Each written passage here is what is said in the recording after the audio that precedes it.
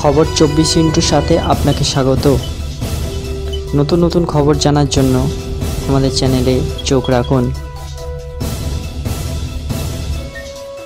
নমস্কার দর্শক বন্ধুরা, খবর 24 সাথে আপনাকে স্বাগত। দীঘায় ঘুরতে যাওয়ার পথে ভয়ঙ্কর দুর্ঘটনা। মরিশদায় 116B জাতীয় সড়কের ওপর একটি বাসের সঙ্গে মুখোমুখি সংঘর্ষ হয় ছোট 4 চাকার গাড়ির। 4 চাকার গাড়ির সামনের অংশ দুমড়ে মুচড়ে ঢুকে গিয়েছে বাসের তলায়। বনেট থেকে শুরু করে সামনের দুটো সিট পর্যন্ত অংশ বাসের তলায় ঢুকে গিয়েছে। জানা যাচ্ছে ওই গাড়িটি দীঘাগামী 4 জন পর্যটক ছিলেন, প্রত্যেকেই নদিয়ার বাসিন্দা।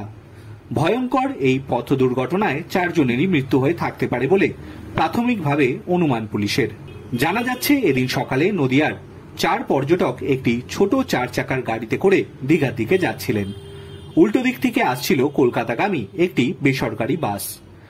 মুর্শিদা থানার দইসাই বাস স্ট্যান্ডের অদূরেই ওই গাড়ির সঙ্গে বাসের মুখোমুখি সংঘর্ষ হয়।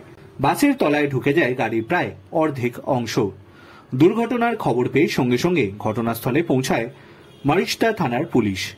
যে ভয়াবহভাবে সংঘর্ষ হয়েছিল বাসের সঙ্গে, তাতে 4 জন পর্যটকেরই মৃত্যুর আশঙ্কা করেছে পুলিশ কর্মীরা। যেভাবে বীভৎসভাবে দুর্ঘটনা ঘটেছে তাতে গাড়ির ভেতর থেকে পর্যটকদের বের করতে বেশ সমস্যা হচ্ছে পুলিশের। গ্যাস কাটার নিয়ে এসে গাড়ি কেটে দেহগুলিকে বের করার চেষ্টা করেছেন পুলিশ কর্মীরা। এই দিন দুর্ঘটনার পরই বাস ফেলে এলাকা থেকে পালিয়ে যায় ঘাতক বাসের চালক।